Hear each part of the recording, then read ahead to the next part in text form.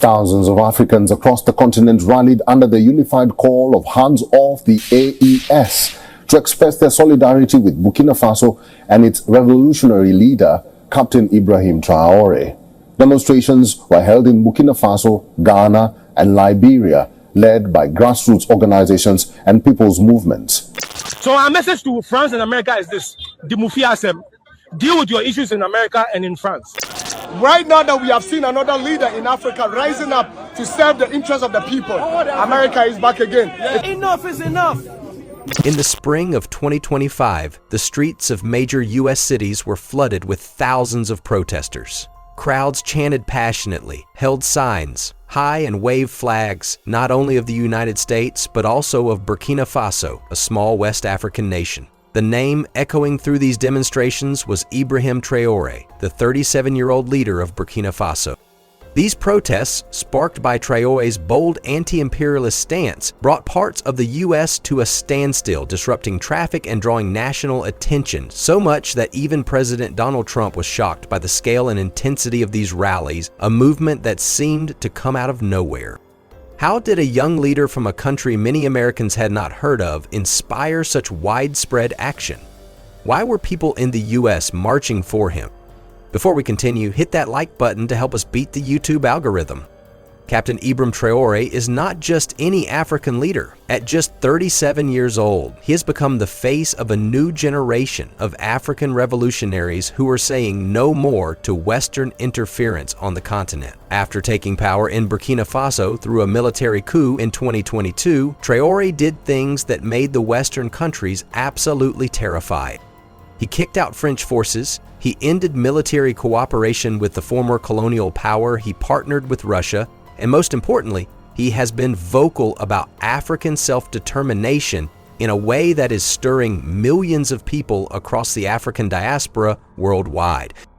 Unlike previous African leaders who played nice with former colonial powers, Traoré openly calls out Western hypocrisy. He questions why Africa remains poor while its resources enrich European companies. He asks why African countries need permission from Paris to make their own decisions. This is not just politics, it is a generational awakening that is spreading like wildfire. This is why on the 30th of April 2025, something unexpected happened. What started as solidarity protests in Africa quickly spread to major cities across the United States, Europe, and everywhere Africans and their descendants call home. The protests were not just typical peaceful demonstrations. These were massive mobilizations that literally shut down major roads, brought traffic to a standstill, and forced the Trump administration to take notice in ways they never expected. But what exactly triggered these massive protests? The answer lies in a perfect storm of events that happened in late April 2025. First, there was an alleged coup attempt against Traoré's government in Burkina Faso. Whether this was a real coup attempt or a manufactured crisis, one thing was clear: Western intelligence agencies' fingerprints were all over it. This is the same situation that has been seen in Libya, Syria, and countless other countries where leaders dared to challenge Western supremacy. But what came next was even more explosive. General Michael Langley, the head of AFRICOM, that is the U.S. Africa Command, made some absolutely outrageous comments during a Senate hearing that sent shockwaves across the African continent and diaspora communities worldwide. Langley claimed that Captain Ibrahim Traoré in Burkina Faso was using the gold reserves just to protect the junta regime. He was essentially accusing Traoré of stealing Burkina Faso's $4 billion 0 cents in gold reserves for his own personal security instead of using them to help the country's 22 million citizens. General Langley labeled Captain Ibrahim Traoré as a threat to his own people. They said they were going to save Libya. Today, let's go to Libya and compare Libya to that of when Omar Gaddafi was ruling Libya, and we'll find out the differences. Today, Libya is in tatters. Libya is going down. Right now that we have seen another leader in Africa rising up to serve the interests of the people, America is back again. If America wants to save somebody, they can go to South Sudan. If America wants to save somebody, they can go to Congo. If America indeed want to save themselves, it will be better off than they coming to save Burkina. No Burkina Bay is saying that they need their help and they should go out of Burkina. That's what we are saying. The timing was no coincidence. These comments came just days after the alleged coup attempt. creating what many saw as a coordinated propaganda campaign to justify regime change in Burkina Faso. However, instead of staying silent while another African leader was potentially being targeted for regime change, the African diaspora said enough is enough. The protests were organized under the banner Hands Off AES, referring to the Alliance of Sahel States, which includes Burkina Faso, Mali, and Niger. All three countries have expelled French forces and are charting an independent path that has made Western powers absolutely furious. The most fascinating thing is how quickly these protests were organized. Within days of the alleged coup attempt, organizers across multiple continents had mobilized thousands of people. This was not some grassroots movement that took months to build. It was a coordinated response that demonstrated the power of global Pan-African solidarity in the digital age. The messaging was clear and firm. Leave Ibrahim Traoré alone. Africa for Africans. These were not just slogans, they were battle cries for a generation of Africans who were tired of watching their continent being exploited by external powers.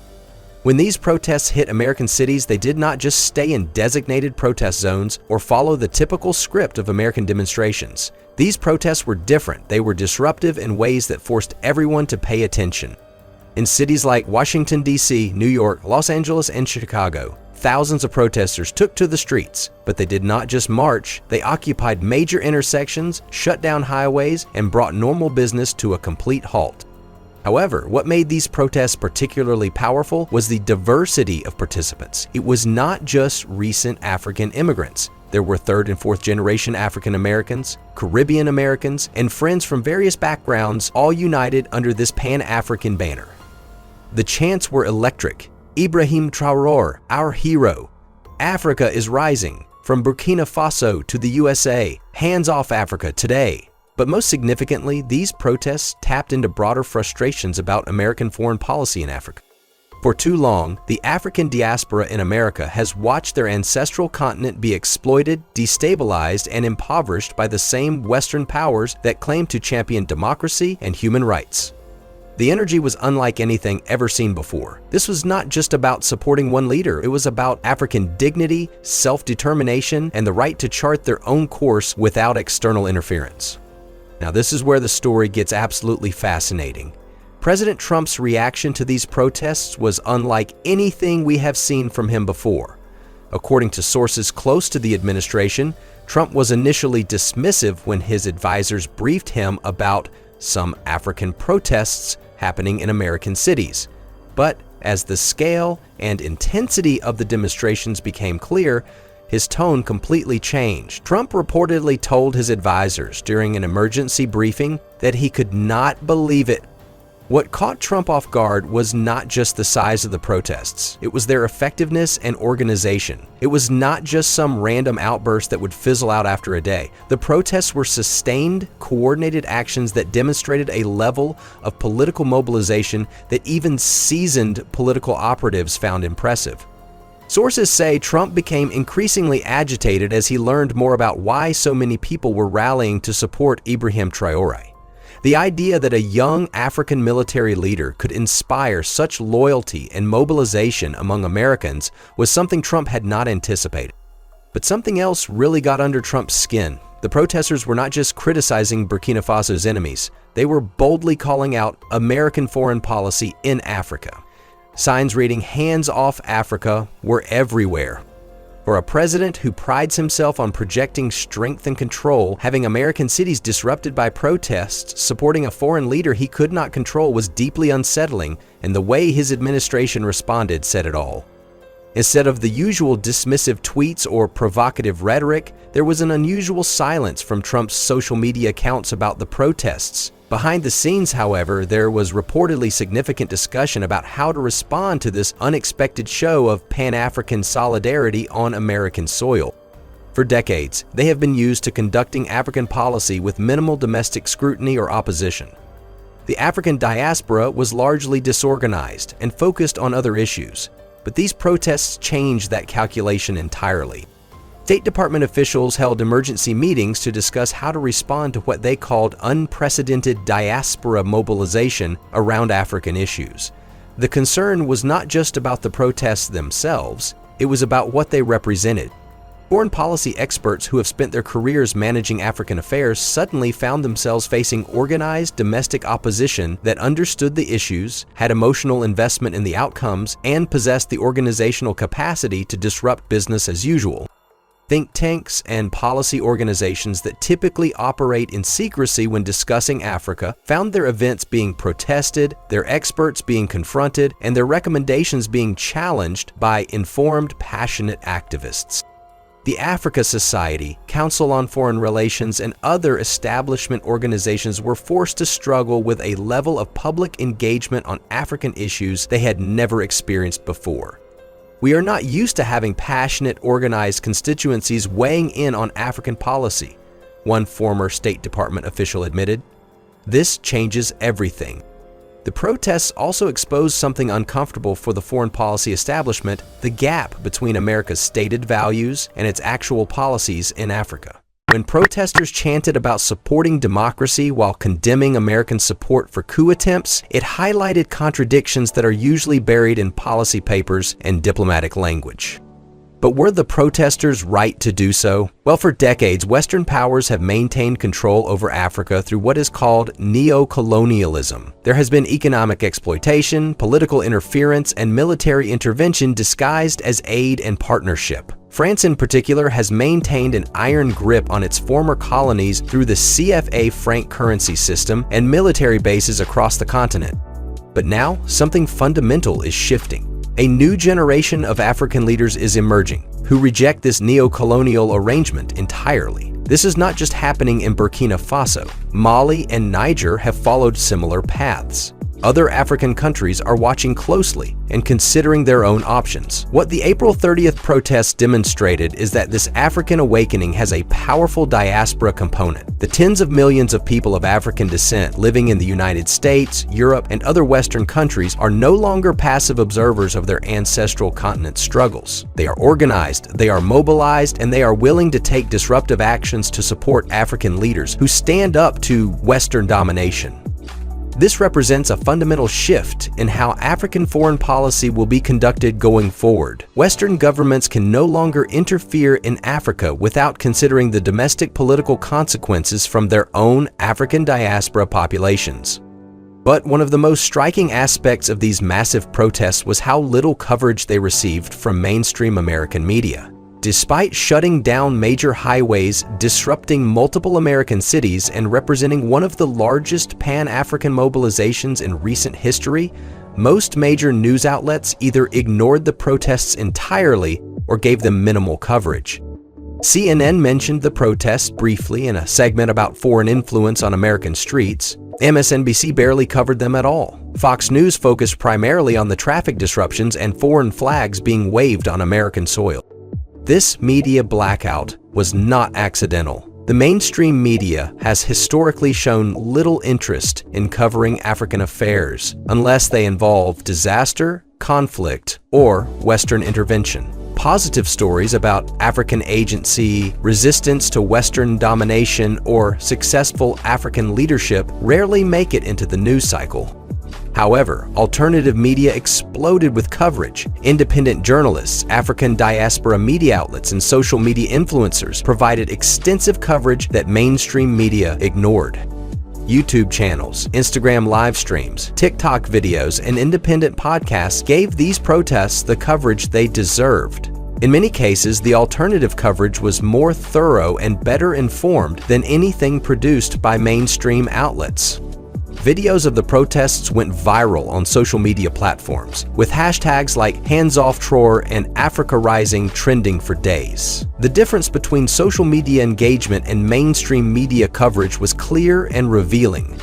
This media dynamic highlighted something important. The African diaspora is no longer dependent on mainstream media to tell their stories or frame their issues. They have their own media ecosystem that can mobilize opinion and coordinate action independently of traditional gatekeepers. The U.S. protests were part of a broader global movement. On April 3, 2025, thousands rallied in Ouagadougou, Burkina Faso's capital, waving Russian and Burkinabe flags and chanting "Long live Traoré." Similar demonstrations took place in Ghana, Liberia, and London. where protesters gathered outside the U.S. Embassy to denounce Langley's comments and the alleged coup attempt. These rallies were a direct response to perceived Western interference in African affairs, with Traoré's leadership seen as a defender against neocolonialism. On social media, African and diasporado users condemned U.S. and French policies, with one post stating, "The West does not hate dictators, they hate leaders who say no to exploitation." Another user wrote, "Traoré is continuing Sankar's legacy. That is why they are scared." These messages aligned closely with the feeling of the U.S. protesters, who saw their rallies as part of a larger fight for justice. The hashtag #HandsOffAfrica trended globally, linking activists across continents. In Europe, particularly in London, protests echoed the U.S. movement. On April 30, hundreds gathered outside the U.S. Embassy, holding signs that read, "Stop destabilizing Africa." Videos from the event showed speakers praising Traoré's courage and calling for an end to Western sanctions on Burkina Faso. This global solidarity amplified the U.S. protests, giving them a sense of purpose and urgency. However, the success of the April 30th protests did not just impact American domestic politics. It caused serious concerns through Western capitals around the world. In Paris, French officials watched nervously as similar protests erupted in African diaspora communities. The movement spread to London, Brussels, Berlin, and other European cities with significant African populations. For European governments that have relied on African resources and compliant African leaders for decades, the threat of an organized diaspora opposition represented a new and challenging dynamic. French President Emmanuel Macron reportedly held emergency meetings with advisors about the ability of the Burkina Faso leader to inspire mobilization far beyond his country's borders. The protests also had an impact in Africa itself. Seeing the global solidarity, African populations in other countries began asking why their own leaders were not taking similar stands against Western interference. In Ghana, Nigeria, Senegal, and other West African countries, civil society organizations organized their own solidarity events. But most importantly, the protests demonstrated that the days of Western powers being able to quietly orchestrate regime change in Africa were over. Any future interference would face immediate, organized global opposition from diaspora communities with the capacity to disrupt Western capitals.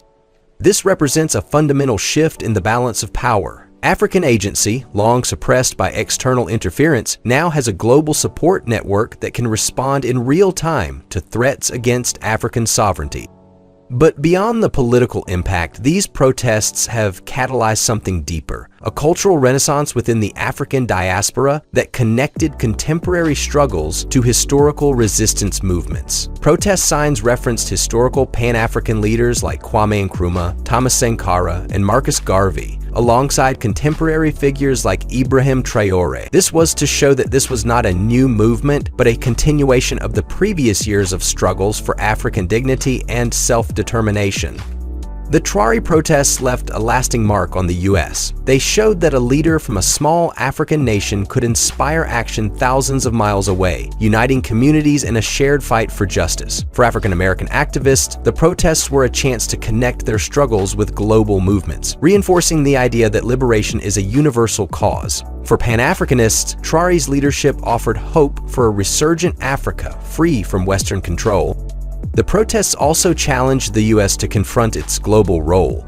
By rallying against perceived interference in Burkina Faso, protesters called for a foreign policy that respects African sovereignty. This demand has connected with a growing number of Americans who question their country's interventions abroad, from Iraq to Libya. The movement's focus on resource exploitation, gold in Burkina Faso, oil in the Middle East, highlighted the need for a more balanced global economic system. For Trump and other Western leaders, the protests were a wake-up call. They showed that activism in the U.S. is evolving, driven by global issues and digital platforms. The coalition of African American, diaspora, and anti-imperialist activists represented a new political force, one that could influence future elections and policy debates.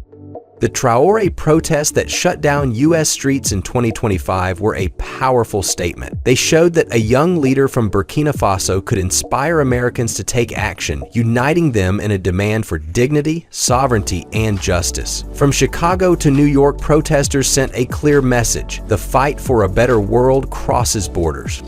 Looking forward, these protests have established new standards for diaspora political engagement and contributed to changing global narratives about African agency and capability. When marginalized people find their voice and power, everything changes. The Ibrahim Traoré solidarity protests represent exactly this kind of historic moment, the emergence of a political force that will shape African and global politics for decades to come. The question now is not whether this movement will continue, but how far it will go in transforming relationships between Africa and the world. What did you think of the Traoré protests? Do you believe they could change U.S. policy or politics? What will this movement become? Will Traoré's vision inspire lasting change, or will it face the same challenges as past revolutionary movements? Share your thoughts in the comments below. If you want to know more about Traoré's bold moves, global shakeups, and the stories the mainstream will not tell you, smash that like button and subscribe right now. Don't miss the next wave of twists that will have the world talking and the powerful scrambling.